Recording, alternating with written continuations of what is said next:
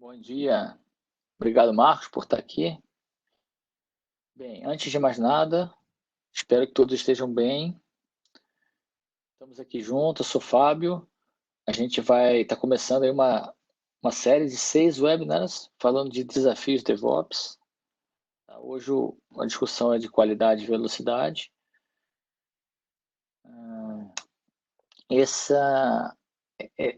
Esses webinars, na verdade, eles vêm de um trabalho de vivência, experiência nas organizações, discussões de maturidade, assessments, em que a gente elencou 10 desafios. Tá? Não vou discutir agora cada um dos desafios que estão aqui, eles estão colocados aí com o status antes e depois. Você vai passar aí nessa lista com desafios que são questões mais culturais, organizacionais, formas de trabalhar e algumas soluções, ferramentas. Hoje, esse que está marcado em amarelo é o nosso foco, desafio 8 aí, que é de qualidade, e aí a discussão do teste não simplesmente ser automatizado, mas ser mais contínuo e não ser mais um gargalo.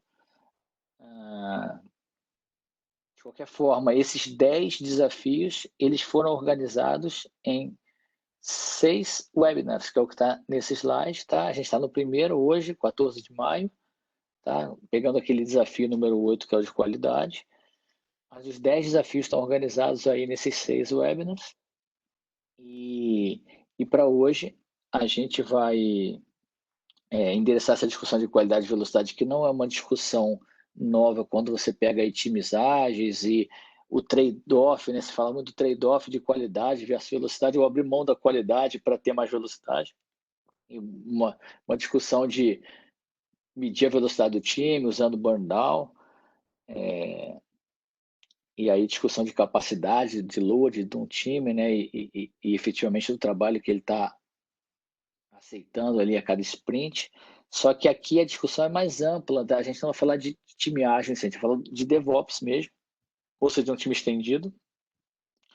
E aí o conceito de entrega é o conceito de entrega em produção, né? Como a gente vai pontuar para DevOps, tá?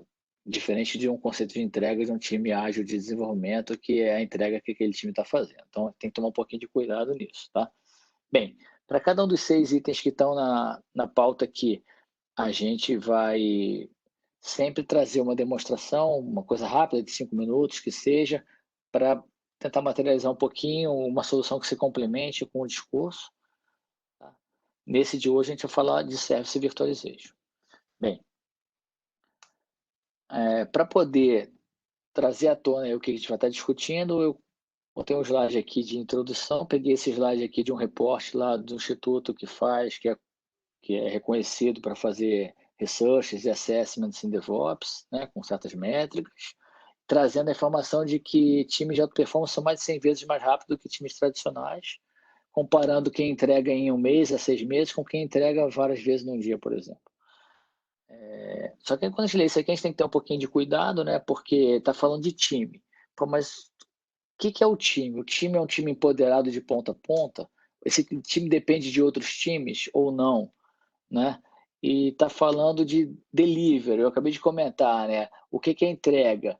Pô, estou falando de entrega em produção, né? Que é assim que a gente conceitua DevOps.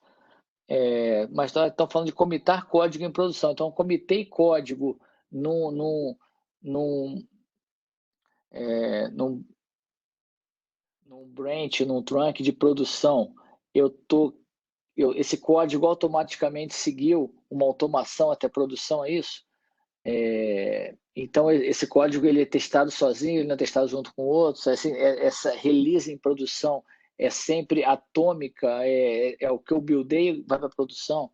Isso se aplica a todos os cenários. Então, a gente vai discutir e puxar um pouquinho esses tópicos que estão aqui. Tá? Bem, e aí eu tenho que, para sobreviver, corra, né? Ou go fast, mas corra sem destruir tudo. Né? Até porque a gente está numa transformação digital. Né? Então, corra, mas sem destruir tudo. Bem, estamos numa transformação digital, então botei um slide aqui para iniciar a nossa discussão, só para nos pontuar. Eu tenho aqui algumas eras de codificação, passando por web, por mobile, por sensores com IoT e Cloud Native atualmente. E botei aqui 5 jornadas. Tá? A que a gente está discutindo, que é de DevOps, mas que está ligado com a agregação de valor, né, via software, entregando em produção. Mas tem outras jornadas, né? Jornada para cloud, por exemplo, né? E uma série de possibilidades de recomendar o que fazer, lift and shift, ou criar nova aplicação, cloud native, ou integrar o que já tem com uma outra solução que é nativa em cloud, gerenciar isso tudo junto, né? Ou uma pegada mais de inteligência artificial. Então, sempre que a gente está falando de jornada aqui, a gente está falando que existe um caminho, né, para se seguir. Então, a inteligência artificial passou pela discussão lá de machine learning, usar APIs de inteligência artificial, construir bots, mas cada vez mais usar uma arquitetura de dados que permita que você construa inteligência em cima disso e consiga embarcar essa inteligência nas aplicações de forma que elas sejam mais cognitivas, né?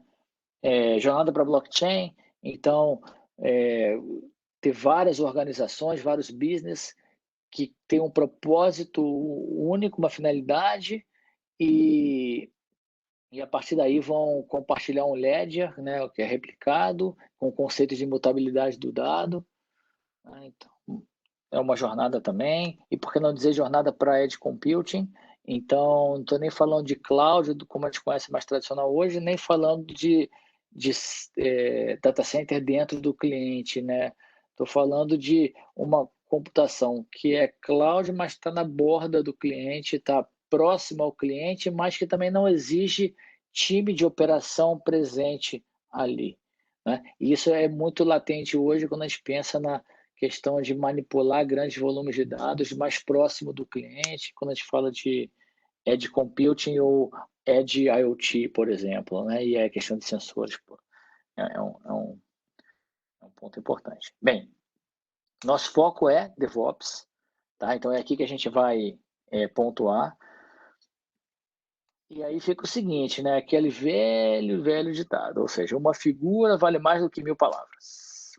Então a perguntinha aqui é: quais seriam as 1000 palavras, né, que estão por trás dessa figura?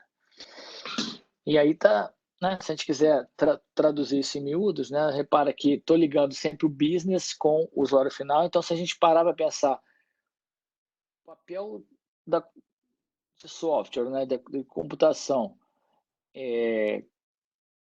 pensando no relacionamento da empresa com o mercado, né, então a relação de competitividade das organizações. Existe também um papel forte de software na cadeia produtiva, no conceito de produtividade e de simplificar a produção, vamos dizer assim.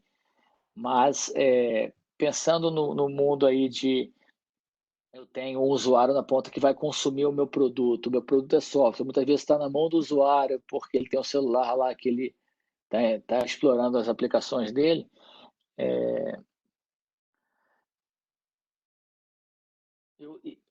Eu ter um ciclo virtuoso que possibilite que eu leve ideias, inovações, num fluxo enxuto e com a capacidade de coletar feedback em vários estágios e melhorar o que tiver que melhorar nesse ciclo de uma forma simples.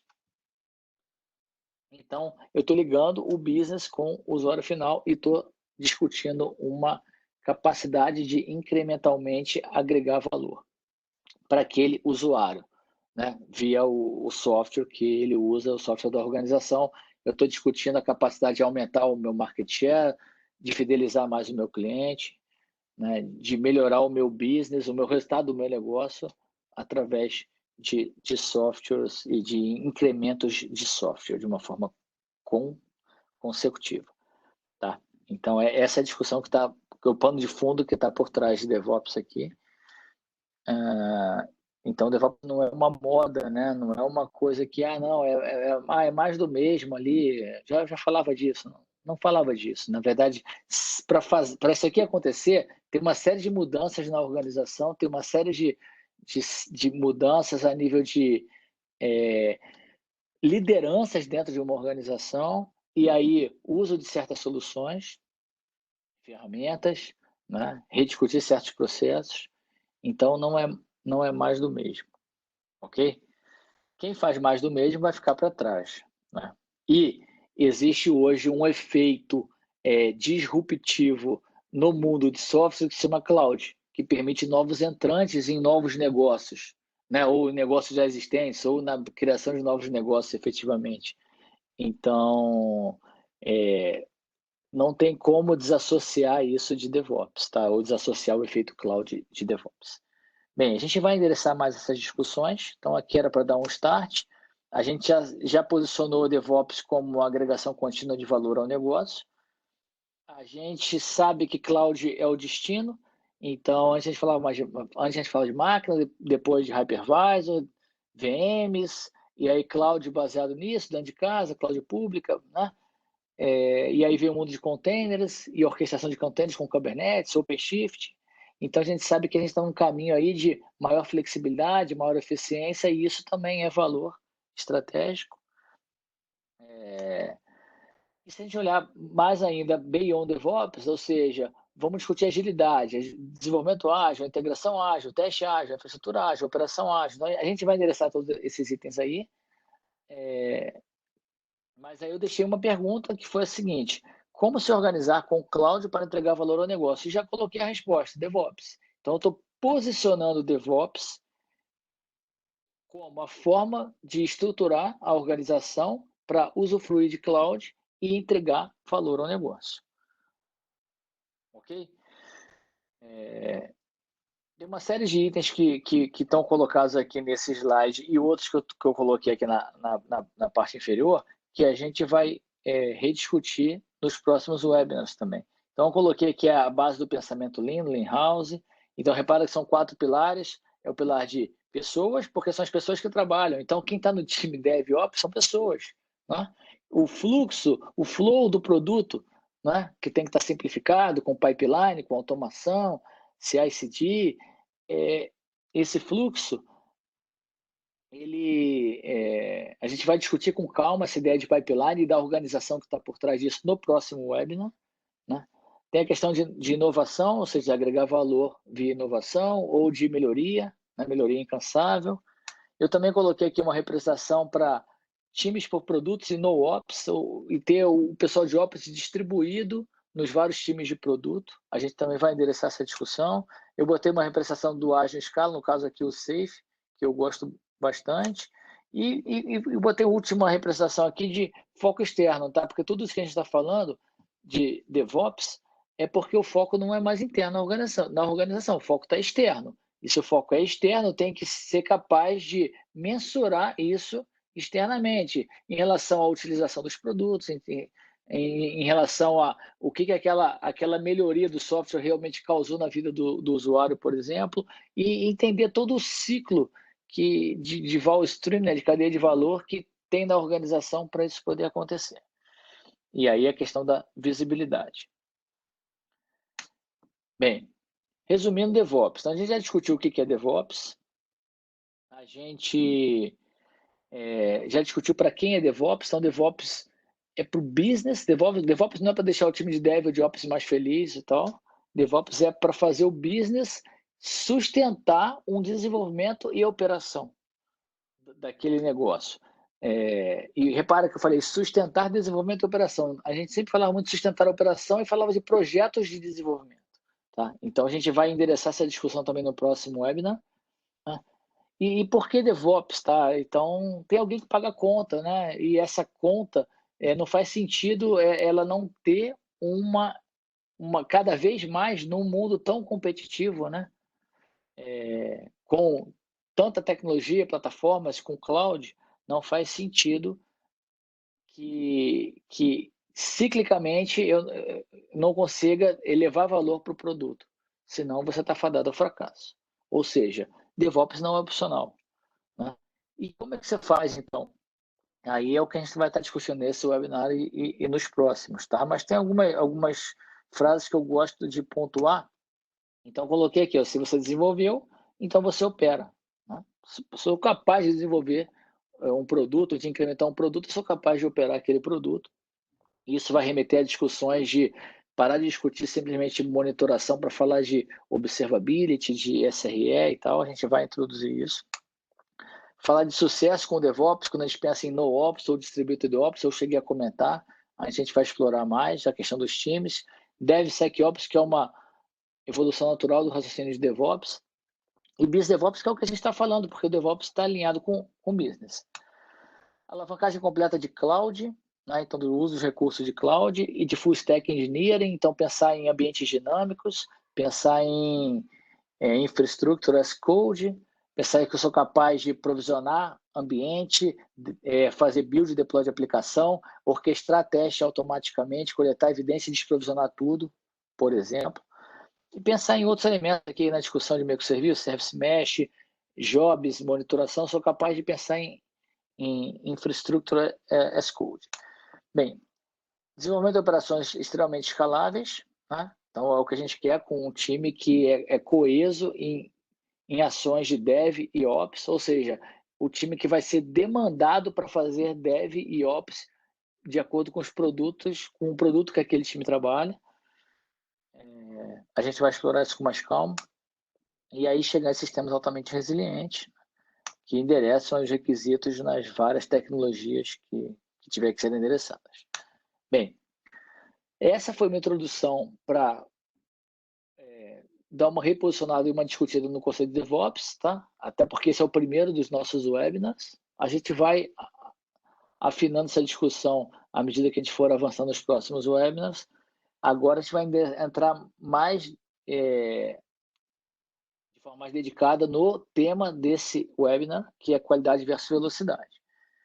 Bem, para poder entrar no tema, eu puxei alguns itens aqui que não são novidade, né?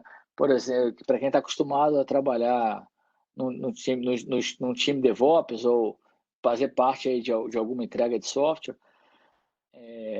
encontrar erros em produção, né? Ou não consigo configurar teste, ou estou esperando o deploy de alguém, por quê? Porque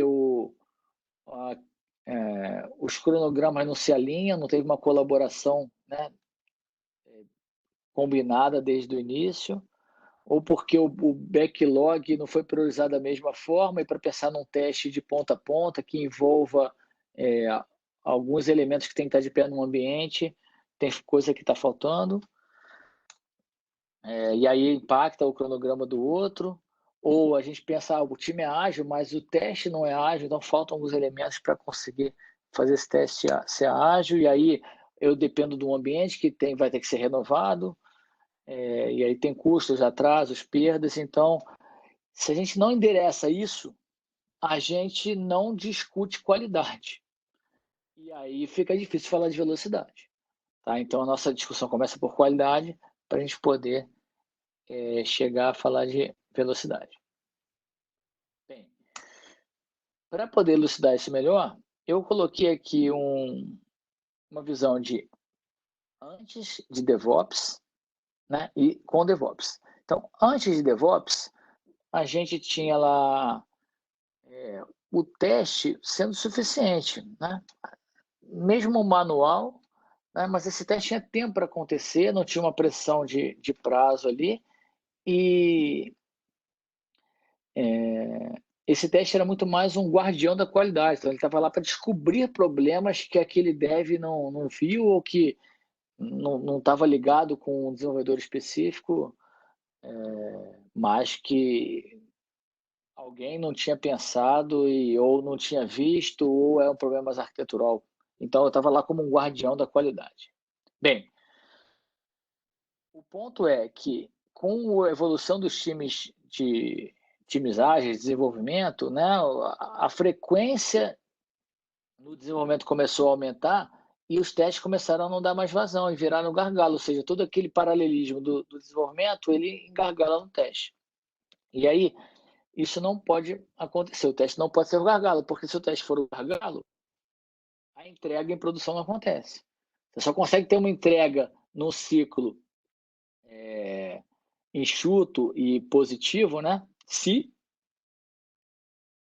você não tiver um elemento que é o gargalo no ciclo, senão ele vai provocar você ter ali uma espera, uma contenção. Então, isso tem que ser resolvido. E aí a gente coloca uma terceira linha aí, que é DevOps requer uma modernização, requer uma colaboração diferente, tá? Para conseguir fazer com que a frequência dos testes acompanhe a do desenvolvimento. Bem, para entender melhor isso, eu coloquei aí um fluxo no alto, né, um pipeline, tá? E quebrei esse pipeline em dois estágios. Então, tem o estágio número 1 lá, e ali para evidenciar que tem certos testes que acontecem em tempo de dev, em tempo de build do código, na integração contínua, vamos dizer assim, e que vão validar o código aberto, o código fonte, o código caixa branca, que a gente chama. Vão fazer validações de qualidade nesse código, introspecção no código, etc.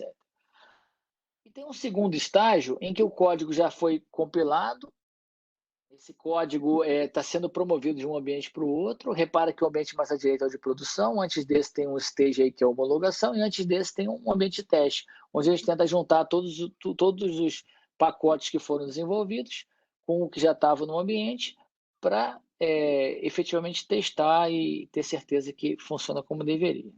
Bem, por que o teste começou a virar gargalo? Então, porque você não tinha lá a disponibilidade dos ambientes de teste, né? Tinha um custo associado para o setup desse ambiente, com mão de obra, hardware, licença, etc. Tinha uma dificuldade de estar eficiente em relação a deployment e gerenciamento de configurações desse ambiente, com risco de diferença entre ambientes, e com um retrabalho associado, principalmente relacionado a defeitos e problemas descobertos tardiamente. Ou seja, tudo aquilo que acontecia em paralelo afunilava na hora do teste e você incorria nesses problemas aí. E quando a gente fala que o DevOps requer uma modernização e uma colaboração diferenciada, está muito em usar técnicas, por exemplo, para provisionar ambiente dinamicamente, né? Então, provisionar um segundo ambiente de teste, se for o caso, mas eu vou provisionar ele durante um tempo e depois vou desprovisionar ele automaticamente também. Eu consigo provisionar, instalar tudo, deployar o que tiver que deployar, usar aquele ambiente e depois liberar aqueles recursos. Tá? Explorar o pipeline automatizado com build deploy, né? Saber que esse ambiente de teste ele vai estar mexido recorrentemente com novos pacotes que vão sendo gerados ao longo do dia, e que a partir do momento que eu faça deploy em cada um dos ambientes, né, antes da produção, eu possa testar ou encadear o teste de forma automática para garantir que eu não quebro o ambiente com novos pacotes que estão chegando, por exemplo, e introduzir o conceito de virtualização nos testes ou virtualização de serviço com testes de integração para poder simular dependências faltantes e eliminar a utopia de querer testar. O risco de ficar na utopia de querer testar e não conseguir. Né? Então, a gente vai endereçar esses itens agora para propor o que a gente chama de teste contínuo. Tá? Agora, para falar de teste contínuo, tá a sugestão aqui da gente inverter a pirâmide. Então, inverter a pirâmide quer dizer que inicialmente, ou anteriormente lá nos testes tradicionais, né, tempos atrás, eu tinha um foco muito maior nos testes da interface do usuário, porque a ideia do teste era simular o usuário final. Né? E aquele teste que está embaixo ali, que a gente chama de complicado e alto risco, que é o teste do componente, ele tinha pouco foco, ele é o teste unitário do desenvolvedor, é o teste do componente específico. Para a gente conseguir estar numa realidade mais de DevOps e de shift left, ou seja, de antecipação dos testes, qual é o grande objetivo? É que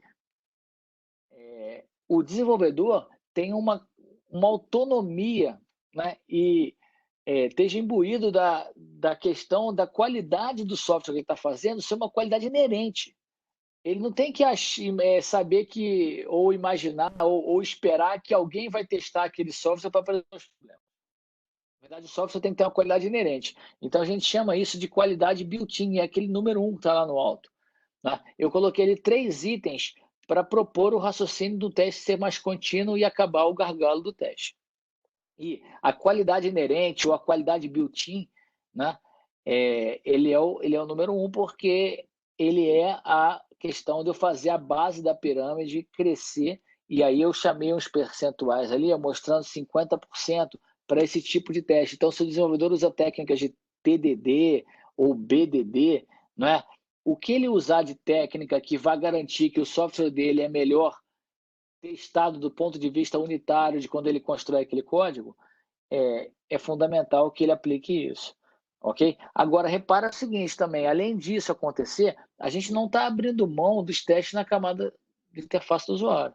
E aí um ponto importante aqui é que existem alguns times DevOps que apostam nessa questão do teste pelo desenvolvedor e abre mão no sentido de você ter um teste independente, além daquele teste desenvolvedor. E eu queria bater o ponto que o teste independente, mesmo que ele seja exploratório, mesmo que ele seja funcional de alguns itens do core, ou manual em alguns pontos, ele continua sendo um teste independente. Aquela questão de quem desenvolveu não testa, né? Para garantir que não tem nenhum vício ali e que tem uma análise exploratória de usabilidade e tal, em cima de performance também, em cima do ponto de vista do usuário. Tá? Agora, o grande ponto aqui é o seguinte, isso aqui no raciocínio DevOps, ele é possível quando você pensa que o time DevOps é um time realmente estendido e que aquele cara que é o testador independente, ele faz parte do time.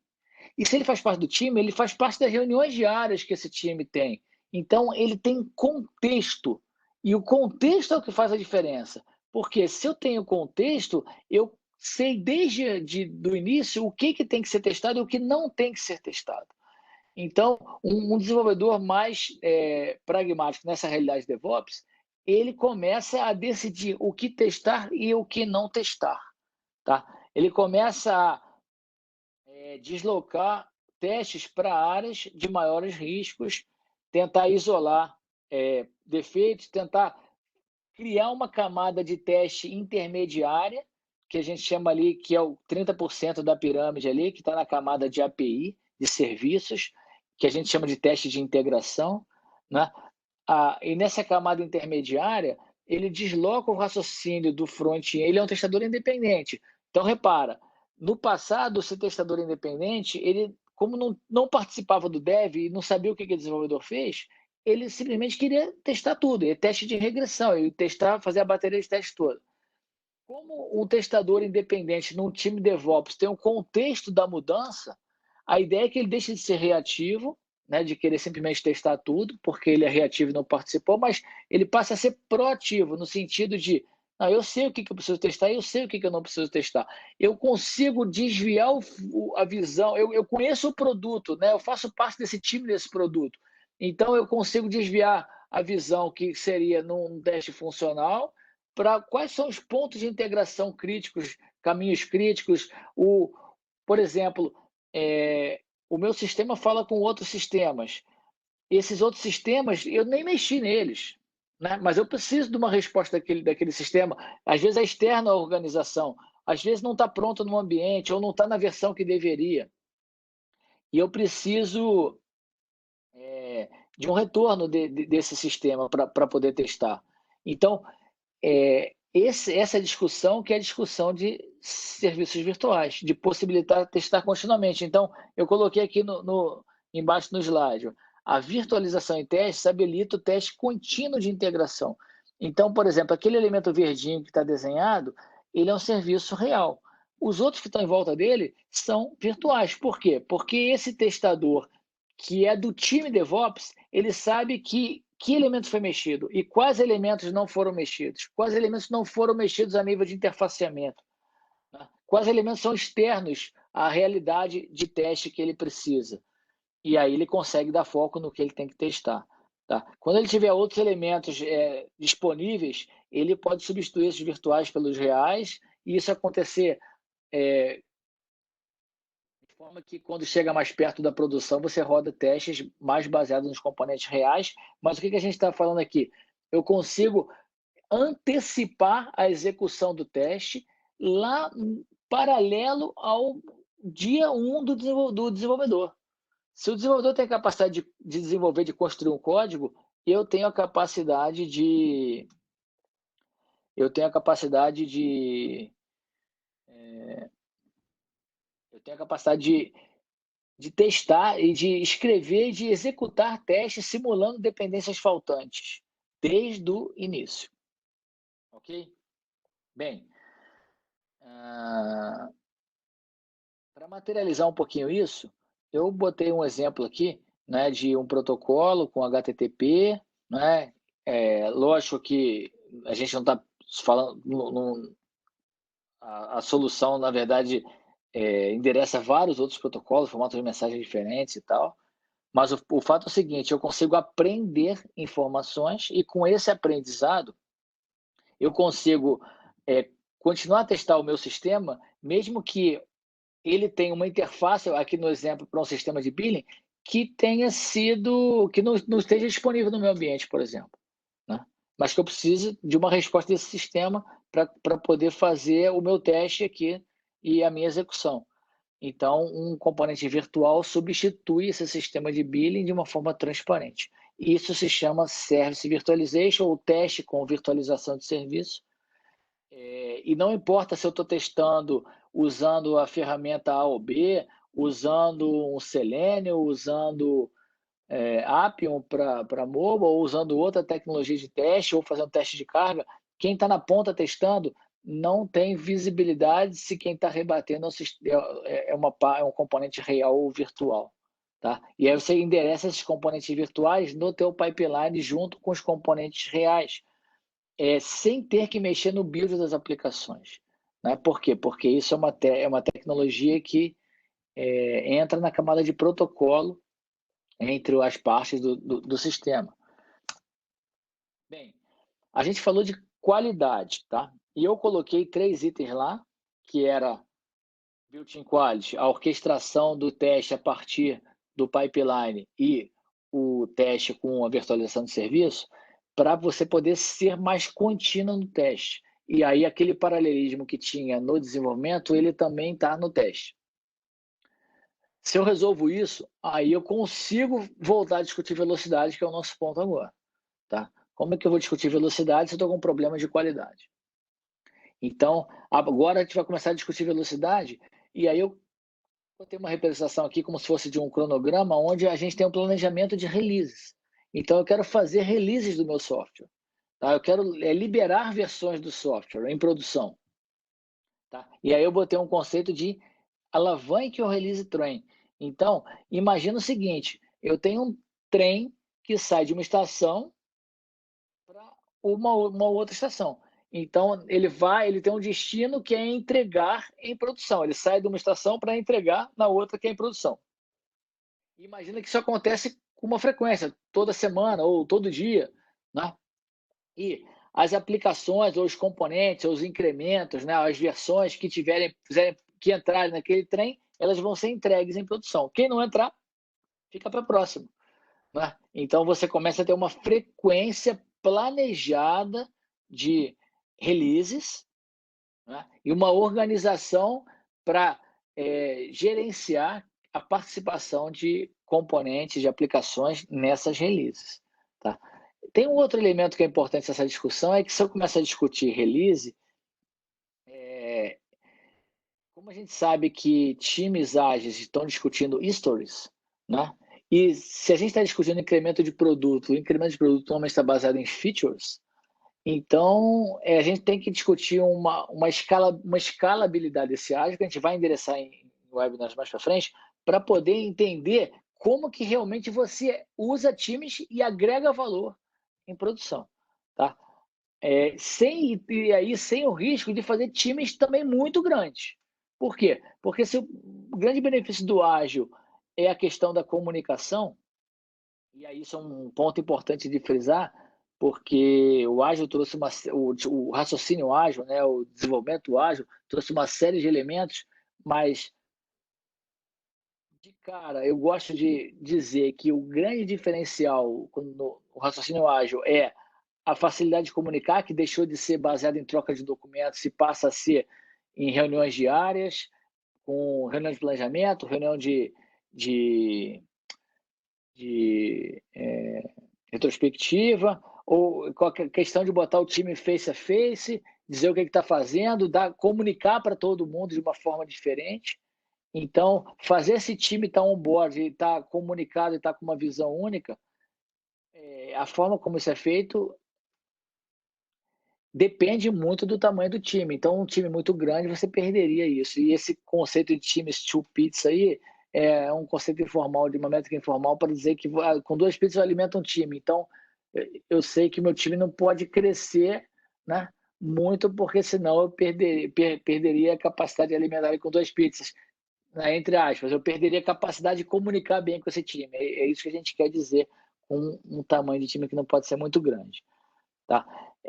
Mas a gente vai ter que conseguir endereçar a questão de que a minha release entrega em produção as features, né, que muitas vezes foram construídas com times em colaboração. A gente vai discutir isso com mais calma no próximo webinar. Tá? E aí, na sequência aqui, estou mostrando a questão de crescer as releases ano a ano. Aqui chegou a mais de uma release por dia. E se eu cresço essas releases ano a ano, eu tenho que planejar aí uma questão de entregas, minimizar as interações, ter um modelo de notificação, entender impactos, dependências que possam acontecer. Bem, deixei um slide aqui de conclusão, porque a gente ainda tem uma promessa real de entregar software em produção com qualidade e velocidade. Repara que a gente não está mais falando de versus, não estou falando de trade-off, eu estou falando de ter qualidade e colocar velocidade em cima disso. E trabalhar de forma cíclica, incremental, avaliado objetivamente, com coleta de feedback e, principalmente, agregando valor ao negócio, né? ao produto fim software que está sendo consumido fora da organização. Bem, alinhamento ao negócio é fundamental. A gente sabe que uma má qualidade de software pode ser um impacto violento no negócio. A gente sabe que uma mudança requerida pelo business pode envolver vários times, squads. A gente vai discutir esse conceito de squad com mais calma também no próximo webinar. Bem, existe uma estratégia de release que pode estar por trás disso, e quando a gente fala de estratégia de release, eu posso ter tanto uma estratégia de eu solto release de segurança a qualquer hora, mas releases de front-end tem uma periodicidade, de back-end aí já uma periodicidade diferente, né? Eu tenho uma frequência mensal para major releases, por exemplo. Eu tenho o conceito de dark release, de ter features escondidas ali já numa release em produção, mas que não estão visíveis para o usuário final, mas que eu que conheço aquilo posso testar. Ou feature flags, a capacidade de ligar e desligar certas features, mas isso também requer a questão de testar isso junto com outros elementos de versões diferentes. Então, não tem como desassociar a estratégia de release da estratégia de teste. Tá? Bem, e aí quando fala de estratégia de teste, drivers para teste, a gente falou aqui de acelere, mas sem destruir tudo, ou seja, com qualidade. Falou de inverter a pirâmide, né? E antecipar teste, fazer o teste mais cedo possível. E aí, como a antecipação de teste é a única forma de você melhorar a qualidade do software, né? Porque eu não vou tomar susto lá no final do ciclo, eu vou forçar um ciclo positivo, né? Porque aquele software é sempre validado, e aí também forçar uma cultura de qualidade inerente ao produto, e usar o Service Virtualization como um fator que possibilita que eu não tenha bloqueios que me impeçam de testar. Falando que é importante manter um time de teste que é independente do time de dev e que faz parte do time DevOps, né, daquele produto. Só que esse cara vai passar a ter contexto. E se ele vai passar a ter contexto, ele vai saber o que ele tem que testar, o que ele não tem que testar. Ele vai saber o que o desenvolvimento está mexendo, o que não está mexendo. Ele vai participar no dia a dia do time. E ele também pode usar de inteligência artificial para analisar a cobertura de teste e explorar o que realmente o que testa e o que não testa a cada sprint. A gente também comentou aqui de que Tem elementos que a gente pensa no cenário de deployment contínuo e a partir do build já quer ele deployado, né? Mas isso não é verdade para tudo, né? E tem outros elementos que a gente quer deployar junto, né? Componentes, aplicações, para testar junto e fazer release daquilo junto. Então, eles têm que andar juntos na esteira, né? E eu quero conseguir testar esses caras juntos, não levar só essa produção sem testar, ou ter uma estratégia de teste A/B, né? De forma que está em produção, mas não está disponível para o usuário final ainda. Ou seja, não existe uma receita de bolo, cada caso é um caso, e a gente está tentando só colocar um norte de raciocínio aqui. Bem, além disso, ferramentas. Então, quadros Kanban com movimentações manuais podem ficar desincronizados, né, quando a gente endereça toda essa realidade que a gente está falando. Ferramentas de CI/CD, se elas forem pontuais, por exemplo, um Jenkins, que faz um build e querer que ele faça um job para fazer deploy, ou um job para deploy em cada ambiente, ou um job para deploy de um componente com o outro em cada ambiente, né? Isso pode levar a uma complexidade grande, porque trabalhar ponto a ponto e perder visão de inventário, de retrabalho, de espera, de valor agregado, do que acontece, do que está instalado aonde, né? Então, tem outras formas de resolver esse pipeline. A gente vai discutir isso com mais calma também no próximo webinar. E aí, algumas perguntas que eu deixei aqui, né? Deveria fazer release ou não? Né? Por que estamos lento? O que o time high perform, né, faz diferente? A feature entregou o valor planejado? Né? Tudo numa realidade de DevOps. Então, deixei aqui como a mais. Bem, e aí vou entrar aqui agora numa demonstração rápida, né, de teste virtualization, só para tentar aprofundar o que a gente já falou, tá? Então, eu tenho aqui a minha VM, deixa eu subir aqui um ambiente. Nesse ambiente eu tenho um site. Nesse site, vamos abrir aqui do início, eu consigo fazer reservas de voo. Cliquei aqui para fazer uma reserva. Essa reserva, eu escolho aqui o passageiro. Ela é um voo, né, com origem e um destino. Pagamento. Vou clicar em proceder, ele vai gerar um código de reserva para mim. Ó, gerou um código de reserva e gerou aqui uma pontuação de fidelidade. Okay?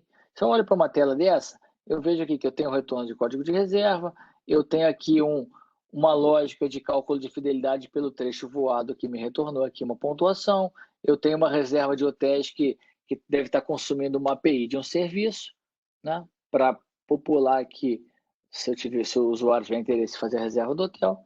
Então, tem alguns elementos aqui representados nessa tela. Vou mostrar para vocês uma realidade que é o seguinte. Imagina que o motor de cálculo de ponto de fidelidade não está pronto. Depende de um outro time, ou é usado de um terceiro, não faz parte da organização, é um consumo externo, né? Ou está sendo mantido, né, mas não está pronto agora. Eu conseguiria testar a minha aplicação independente disso? Né? Então, o que eu vou fazer aqui? Ó? Eu vou navegar para uma página de uma ferramenta que é um teste contra o Penion, né? Web. Ele tem aqui uma parte de ambientes. O meu ambiente é local, mas poderia ser qualquer ambiente da organização, um teste, homologação, o que fosse.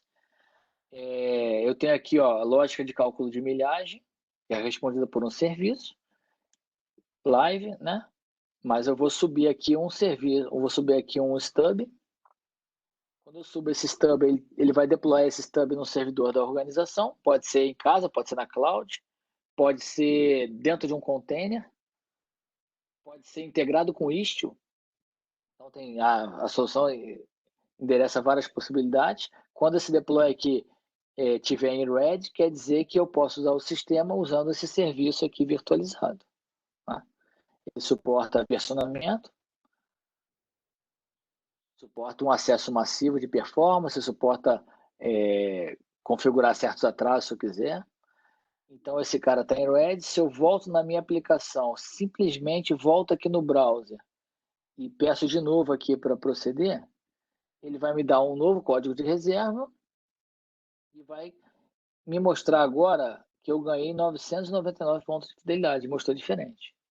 Né? Se eu, mesma coisa, vier de novo aqui, proceder, ele vai me dar um novo cálculo de reserva e tá lá, 999 pontos. Se eu for olhar lá na minha aplicação, ele passou 2 vezes ali. Ok? Então, o que isso quer dizer? Isso quer dizer que eu tenho uma ferramenta aqui que ela onde eu construí esse serviço virtual, ele recebe uma entrada, repara que é SOAP, esse cara de um web service, né? E ele tem uma resposta aqui. Essa resposta está me dando um código 999, como vocês estão vendo, tá? Esse código está fixo, mas esse cara podia estar baseado em massa de dados, né? Podia estar baseado numa estrutura de dados que ele fosse usar para responder. Aqui eu estou respondendo só essa operação, posso estar respondendo só uma operação de serviço, posso estar respondendo várias operações de serviço, eu posso estar forçando um erro, né? Simulando um erro no protocolo, ou forçando o sistema real a responder de uma forma simples aqui, sem ter que programar nada. Então, o fato é o seguinte, esse cara aqui, ele foi publicado lá para aquele painel, né? Mas poderia ser com contexto de Docker, como eu tinha falado. Então, foi publicado lá para aquele painel, e aí ele está rebatendo a minha aplicação, tá?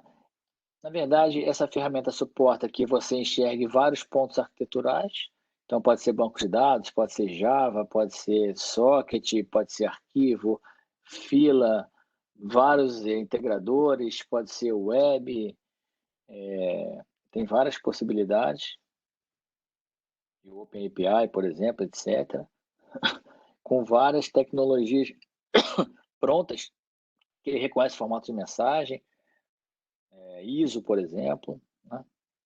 E outras, né? Bem, o fato é o seguinte, a gente está rodando a aplicação e quem está respondendo ali é um serviço virtual, tá? Esse serviço virtual ele pode ser construído automaticamente com aprendizado, pode ser construído com apontamentos aqui, ou com leitura de especificação, no caso do WSDL isso é automático. Eu liguei o recorde aqui, se eu voltar na ferramenta aqui, voltar no browser e de novo no meu site pedir para proceder, ele vai de novo calcular o código da reserva, e aí se eu voltar aqui na ferramenta, eu vou ver que ele aprendeu a mensagem de post, né, da reserva, lá do trecho que eu queria voar, e o retorno lá com a quantidade de milhas que ele calculou. Então é bem prático, bem fácil de usar, eu consigo fazer dezenas desse cara num dia, não requer esforço de programação, e aí o ponto é o seguinte, na hora que eu volto aqui no browser, né, e simplesmente dou o stop nesse cara, e repara, eu entrei no console e comandei o start e o stop desse cara aqui. Né? Comandei o start e o stop. Eu poderia ter comandado start e stop a partir do meu pipeline também. Né? E aí, esse cara tem uma API aberta, no pipeline tem plugins também, então no pipeline eu conseguiria startar ou derrubar o serviço, mas que eu quisesse usar ou deixar de usar esse cara. O fato é o seguinte, agora que eu derrubei ele, se eu volto aqui na minha aplicação e mando proceder,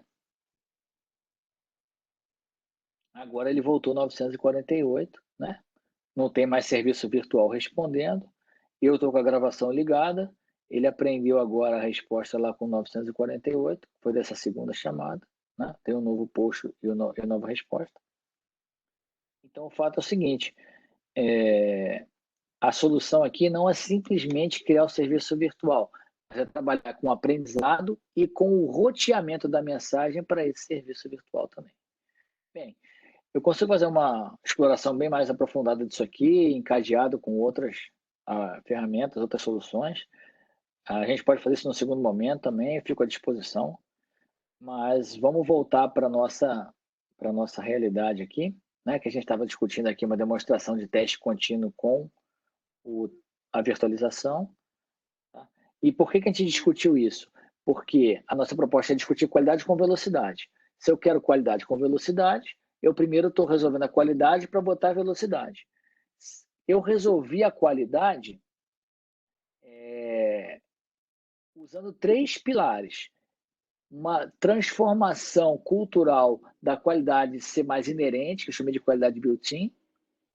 Uma questão de orquestrar os testes, tanto dos testes em tempo de build, como os testes em tempo de deploy. Orquestrar isso nos seus pipelines. E usar esse fator aqui, que é o test virtualization, para quê? Para que você consiga eliminar bloqueios que te impediam de testar, e aí você ter testes contínuos. Bem, com isso, a gente consegue menos custo de lab, né? Por quê? Porque eu consigo substituir partes faltantes ou partes que me demandariam um esforço grande ou partes que me demandariam recursos e que podem ser caros, né? Que vão para eu testar e que não necessariamente eu precisava testar, que eram só elementos que precisavam fazer parte do meu ambiente. Aí que está o grande diferencial do testador DevOps, tá? Na minha visão. Ele é um testador que está contextualizado no time. E isso faz a grande diferença. Por quê? Porque ele tem que saber o que ele vai testar e o que ele não vai testar. O que ele vai testar tem que estar no ambiente. O que ele não vai testar pode ser elemento virtualizado, como a gente está vendo aqui. E aí reduz o custo de lab. O ciclo de teste está dentro daquele encadeamento de deploy no ambiente e testa. Né? E aí deploy no ambiente e testa, os elementos virtuais já estão presentes para que o teste possa acontecer de forma transparente. E aí a gente está efetivamente testando. Se a gente está testando e cada vez mais cedo, o que a gente está fazendo? Reduzindo o risco, né? Mitigando o risco e aí garantindo que eu não vou tomar um susto de um problema que não foi verificado antes e que vai me impedir de botar um software em produção, por exemplo, vai me gerar um atraso, vai atrapalhar a minha release, por exemplo. Então, redução de risco. Bem, era essa a mensagem. Então, a gente chegou com o teste contínuo na discussão de melhorar a qualidade. E aí, se eu melhorar a qualidade, qual o próximo estágio? É ganhar velocidade. Tá?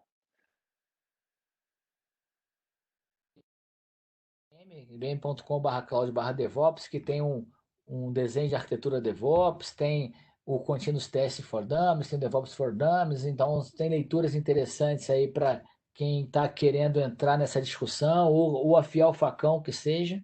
Né?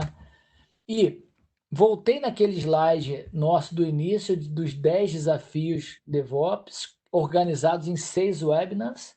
Né? A gente já venceu o número 1 ali, de qualidade versus velocidade.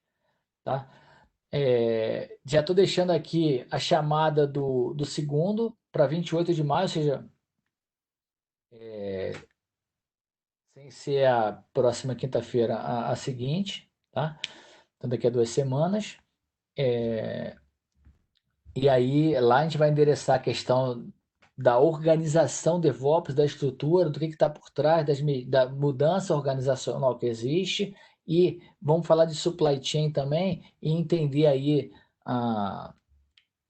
o mapeamento de value stream, de gargalos que existe nessa cadeia ainda, tá? Para a gente ter realmente um fluxo, um time que funciona DevOps, vamos bater na discussão de projeto e produto, ok? E vamos usar um pipeline de Urban Code para discutir aí build, deploy, release, tá? Bem, tudo isso a gente vai tentar fazer em meia hora, por volta de meia hora, 40 minutos. Então, a ideia é ter bastante conteúdo, a gente aprofundar e deixar a mensagem para vocês aí. Esse vídeo vai ficar disponível. Mais uma vez eu agradeço aí, ó, quem participou. Quem colocou pergunta aí ao longo das sessões, eu vou olhar com calma, se não tem tempo de responder agora, ou respondo diretamente, né, se tiver o contato, ou a gente usa isso nos próximos webinars e vai trazendo isso aí. Tá bom, gente? Obrigado e mais uma vez fiquem bem.